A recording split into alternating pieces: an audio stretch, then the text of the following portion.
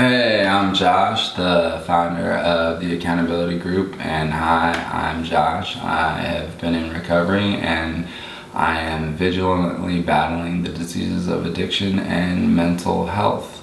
Today we'll be covering some of the daily readings and playing some catch up. If you've been watching some of these videos as well, you know I've been in the process of moving, so I'm a little bit behind. So today we'll be reading August 26th. Even though it is the 7th of September. So we'll start off with the Daily Stoic.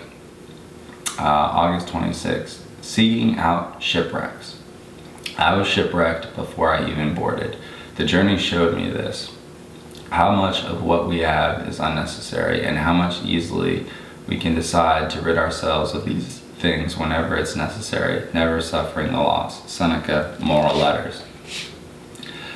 Zeno, widely considered the founder of the school of Stoicism, was a merchant before he was a philosopher. On a voyage between Phoenicia and Paratus, his ship sank along with his cargo. Zeno ended up in Athens, and while visiting a bookstore, he was introduced to the philosophy of Socrates and later Athenian philosopher named Crates. These influences drastically changed the course of his life, leading him to develop the thinking and principles that we now know as Stoicism. According to the ancient biographer Diogenes Laertius, Zeno joked, "Now that I've suffered shipwreck, I'm on a good journey." Or according to another account, "You've done well, Fortune, driving me thus to philosophy," he reportedly said. The Stoics weren't being hypothetical when they said we ought to act with a reverse clause, and that even the most unfortunate events can turn out to be for the best. The entire philosophy is founded on that idea. And that's a large part of the reason why I read the Daily Stoic. Like, my experience, as well you know if you've listened to the founder topic that I threw out there earlier today, my experience was dark and I went through a whole lot of wild stuff.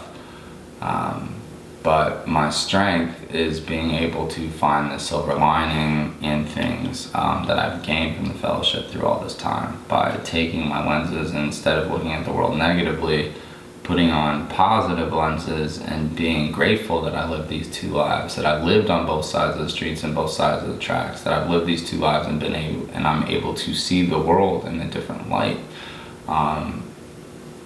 It's weird to say this out loud, and it's taken all this time and years for me to be like, my diseases are actually a gift because it's allowed me to see how precious life is and to see how much I used to take for granted and how much I used to worry about things that at the end of the day when I'm on my deathbed, I won't even be thinking about. Like, I won't be worried about school or work or that test or grade that I got or that promotion or lack of promotion or that company that was successful or wasn't successful.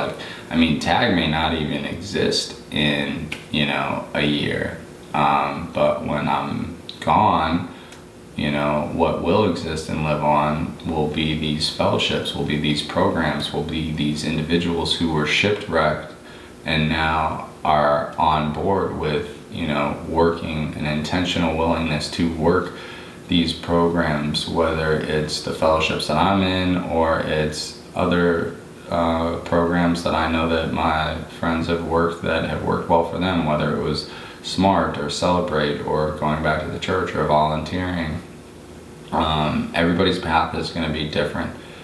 So finding your strength, your why, finding out what that reverse clause is and understanding that life gets lifey and bad things are going to happen even in sobriety, but how do we reframe that and look at it? How do we go from saying I have to pay bills to I get to pay bills?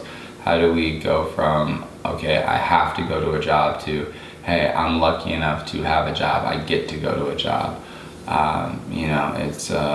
It's the simple ways that we talk to ourselves, that we reframe things, which is why positive affirmations, even though they're corny and cheesy, like I say in the mirror and look at myself, Josh, I love you. Josh, you're deserving of love. Josh, you deserve to share and give love to others. Like when I first started doing that years ago, it was, it was weird. Like, I didn't even want to look myself in the mirror. Sometimes I'd laugh because it was a defense mechanism, but now I can tell you that with a straight face, is that, I love me, even though, it's a me versus me program. Like, I'm fighting my own addiction and proper mental health care each day in and day out, but I love me, I love my family, I'm appreciative and grateful of my friends in and out of the fellowship. I feel that I'm deserving of love and to be loved, and an important aspect of that is that my heart is no longer hardened. Like, I'm willing to trust and be vulnerable again, to sit in my feelings, to process them, to better understand myself, to work on myself, to change, heal, and grow. And that is the beauty of these programs, of having the intentional willingness to work my recovery, to work my proper mental health care, to allow me to stay within the guardrails, and stay safe, and stay on my road towards recovery and a healthy mindset and a healthy life.